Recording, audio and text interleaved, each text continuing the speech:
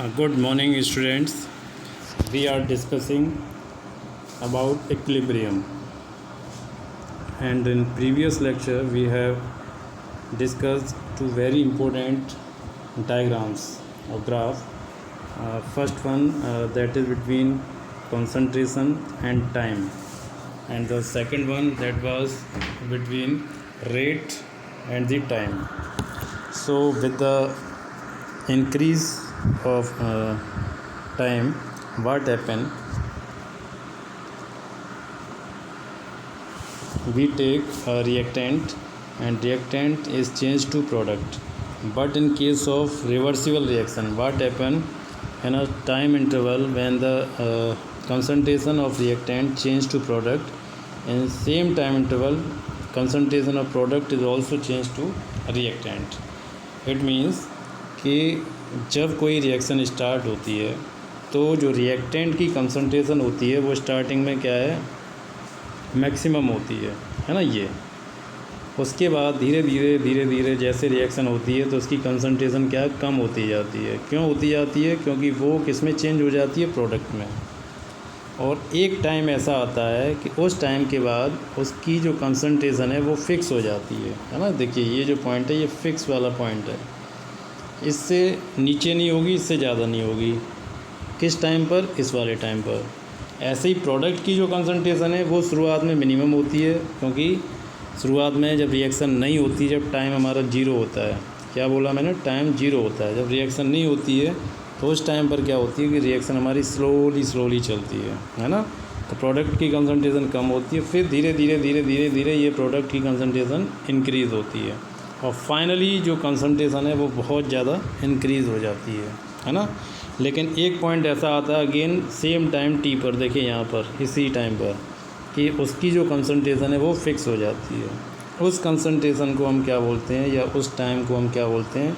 That is the point of equilibrium, है ना। ये हमने कंसंट्रेशन यानी अमाउंट ऑफ रिएक्टेंट और अमाउंट ऑफ प्रोडक्ट के टर्म में इक्विलिब्रियम को जाना कि इक्विलिब्रियम में क्या होता है। रिएक्टेंट की कंसंट्रेशन फिक्स हो जाती है, प्रोडक्ट की कंसंट्रेशन फिक्स हो जाती है।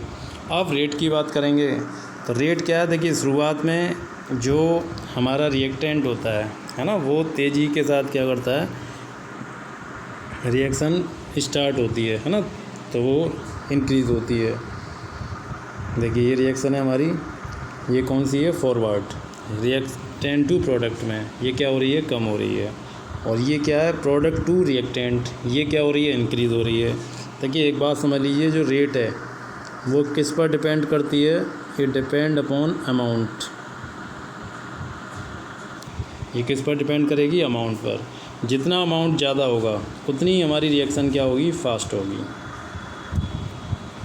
लेकिन एक पॉइंट ऐसा आएगा जहाँ पर rate of forward direction become equal to rate of backward direction, है ना। इसका एक एग्जांपल हमने बताया था कि जैसे ये कंटेनर है और इस कंटेनर में हमने टू टाइप से टेप लगाया है।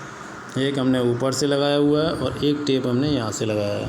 तो इसमें क्या होती है, जितनी स्पीड से ये जो टेप है ये नीचे जाता है, उतनी स्पीड से टेप ऊपर से नीचे आता है ना। जो वाटर है, तो यहाँ पर देखिए फर्स्ट वाला पॉइंट भी फॉलो हो रहा है कि जो कंसंट्रेशन है वो जितनी है ना, उतनी की उतनी ही रहती है, यहाँ तक कंसंट्रेशन है। और दूसरी जो रेट रेट देखिए जितनी तेज़ी से ये क्या हो रहा है, ओपन हो रहा है ना, अनफिल्ड हो रहा है, उतनी ही तेज़ी के साथ ये क्या हो रहा है, फिल्ड हो रहा है। यानी बैकवर्ड और फॉरवर्ड दोनों रिएक्शन हमारी क्या हो गई? इक्वल हो गई, और कंसंट्रेशन हमारी क्या हो गई? फिक्स हो गई। तो ये एक एग्जांपल है इसका इक्विलिब्रियम का, आपके अंडरस्टैंडिंग के लिए। लेकिन इसी को हम अभी अप्लाई करेंगे किसमें? फिजिकल एंड केमिकल इक्विलिब्रियम में, टाइप्स ऑफ इक्विलिब्रियम। तो फर्स्ट हम बात करेंगे फिजिकल प्रोसेस। कोई फिजिकल प्रोसेस हमारी यानी फिजिकल स्टेट का चेंज होता है। जैसे एक हमारा सॉलिड है और सॉलिड को हम चेंज कर रहे हैं किसमें? लिक्विड में। ये वाटर हमारा सॉलिड यानी आइस फॉर्म में हो गया, और ये लिक्विड वाटर हो गया। इन दोनों के बीच में हम क्या करते हैं? इक्विलिब्रियम को स्टडी करते हैं। तो देखिए एक्चुअल में हम क्या करते हैं, एक कंटेनर लेंगे, उसके अंदर एक सर्टेन अमाउंट आइस का ले लेंगे और सर्टेन अमाउंट वाटर, ठीक है। जैसे हमने ये कंटेनर लिया और इस कंटेनर के अंदर हमने क्या किया, कुछ आइस क्यूब्स डाले इस तरीके से। और बाकी हमने क्या किया, इसमें वाटर को फिल कर दिया, है ना। तो कुछ समय के बाद क्या होगा कि यहाँ पर जो वाटर के पार्टिकल्स हैं, है ना, वो पार्टिकल्स क्या होंगे, आइस में कन्वर्ट होंगे, है ना। वाटर के पार्टिकल्स क्या होंगे, आइस में कन्वर्ट होंगे इस तरीके से। और पैरेलली क्या होगा, जो आइस के पार्टिकल्स हैं वो डिफ्यूज़ होंगे किसके अंदर, वाटर के अंदर। क्योंकि यहाँ पर एक सबसे इम्पोर्टेंट फैक्टर है टेम्परेचर। टेम्परेचर हमने क्या फिक्स कर दिया है। तो एक ऐसा पॉइंट आएगा कि जहाँ पर जो नंबर ऑफ़ पार्टिकल्स जो वाटर के कन्वर्ट हो रहे हैं आइस में, वो इक्वल हो जाएंगे किसके, जो नंबर ऑफ़ पार्टिकल्स किसके हैं, गैस के, यानी सॉलिड के, जो कि वाटर में कन्वर्ट हो रहे हैं। यानी आइस के पार्टिकल्स वाटर में और वाटर के पार्टिकल्स आइस में, दोनों का जो कन्वर्जन रेट है वो क्या हो जाएगा, इक्वल हो जाएगा। उसी को हम क्या बोलेंगे, that will be solid liquid equilibrium. ठीक है। अब यहाँ पर देखिए एक पॉइंट आता है कि एक ऐसा टेम्परेचर है जिस पर सॉलिड और लिक्विड फेज, है ना, दोनों क्या करती हैं, दोनों का जो प्रेशर है वो किसके बराबर हो जाता है, एटमॉस्फेरिक प्रेशर के इक्वल हो जाता है। उसको हम बोलते हैं फ्रीजिंग पॉइंट। देखिए हमने क्या लिया, वाटर लिया, और वाटर कैसा होता है, लिक्विड, है ना। अब हमने क्या किया, इसका टेम्परेचर डिक्रीज़ किया, लिक्विड का टेम्परेचर डिक्रीज़ कर रहे हैं। तो डिक्रीज़ करने पर क्या होगा, एक ऐसा पॉइंट आएगा कि इसका जो प्रेशर है ना, वो किसके इक्वल हो जाएगा, सॉलिड के, है ना। इसका प्रेशर किसके इक्वल हो जाएगा, सॉलिड के। तो उस टेम्परेचर को हम क्या बोलेंगे, फ्रीजिंग पॉइंट। तो temperature at which the solid and the liquid phase are at equilibrium at atmospheric pressure is called freezing point. तो फ्रीजिंग पॉइंट में क्या होगा, सॉलिड और लिक्विड फेज दोनों में इक्विलिब्रियम में आ जाएगा। यानी वाटर जो लिक्विड है ना, उसका जो प्रेशर होगा, है ना, वो प्रेशर किसके इक्वल हो जाएगा, सॉलिड स्टेट में जो इसका प्रेशर होगा उसके इक्वल। उस टेम्परेचर को हम क्या बोलेंगे, फ्रीजिंग पॉइंट। तो इस पर क्या होगा, जितना भी वाटर होगा सारा वाटर हमारा कन्वर्ट हो जाएगा किसमें, आइस में। ठीक है। तो फ्रीजिंग पॉइंट यही होता है। फ्रीजिंग पॉइंट जब हम टेम्परेचर डाउन करते हैं तो लिक्विड का जो प्रेशर होता है वो डिक्रीज़ होता है और किसके इक्वल हो जाता है, सॉलिड के, और वो फ्रीज होने लग जाता है। तो यहाँ पर हमने देखिए इस वाले इक्विलिब्रियम में दो चीज़ें देखी। फर्स्ट तो हमने क्या देखा कि सॉलिड और लिक्विड दोनों एक दूसरे से इक्विलिब्रियम में आ जाते हैं, और अगर रूम टेम्परेचर पर हम ये प्रोसेस कराएं तो वहाँ पर क्या होगा कि एक ऐसा टेम्परेचर भी आएगा, हम उसको नीचे लेकर के जाएं तो एटमॉस्फेरिक प्रेशर पर ही सॉलिड और लिक्विड दोनों एक दूसरे के साथ इक्विलिब्रियम में आ जाएंगे। उस पॉइंट को हम बोलेंगे फ्रीजिंग पॉइंट। ठीक है। तो यहाँ two things those are very important. First one freezing point and the second one equilibrium between solid and liquid. Another example we can take liquid vapour equilibrium. देखिए ये वाला एग्जाम्पल हम पहले बात कर चुके हैं कि जब हमने किसी कंटेनर में क्या लिया है, वाटर्स लिया है ना, वाटर लिया है, वाटर मॉलिक्यूल्स लिए हैं, तो उससे क्या होती हैं, वेपर्स बनती हैं, है ना। और यहाँ पर टू प्रोसेस चलती हैं कि कुछ जो हमारे वाटर मॉलिक्यूल्स हैं वो वेपर में कन्वर्ट होते हैं एनर्जी लेकर के, और पैरेलली कुछ जो मॉलिक्यूल्स हैं वो लिक्विड में कन्वर्ट हो जाते हैं। ये प्रोसेस चलती रहती है। लेकिन टेम्परेचर अगर हमने यहाँ फिक्स कर दिया है तो एक ऐसा टाइम आ जाएगा कि उस टाइम पर दोनों रेट क्या हो जाएंगी, इक्वल हो जाएंगी, है ना। तो देखिए उसको हम क्या बोलेंगे, इक्विलिब्रियम बोलेंगे। अब यहाँ पर दो तीन इम्पोर्टेंट डेफिनेशन है, वो आप समझ लीजिए। फर्स्ट है pressure exerted by vapour over the liquid when it is in equilibrium. जब इक्विलिब्रियम की कंडीशन आ गई, है ना, कि जितने मॉलिक्यूल्स हमारे लिक्विड से वेपर में चेंज हो रहे हैं उतने ही वेपर से लिक्विड में चेंज हो रहे हैं, वो इक्विलिब्रियम कंडीशन हो गई। अगर उस टाइम पर, है ना, ये हमारा कंटेनर है और इस पर हमने एक बैरोमीटर लगा दिया। बैरोमीटर क्या करता है, प्रेशर को मेजर करता है। क्या करता है, प्रेशर को मेजर करता है। तो यहाँ जो प्रेशर आएगा वो प्रेशर क्या होगा, वो वेपर प्रेशर कहलाएगा। ठीक है। अब हम क्या करें कि प्रेशर जो है, वेपर प्रेशर मान के चलिए उसका कितना है, 230 mmHg है, और हम टेम्परेचर को बढ़ाते जा रहे हैं। एक टाइम ऐसा आएगा कि टेम्परेचर और इंक्रीज़ होगा, है ना।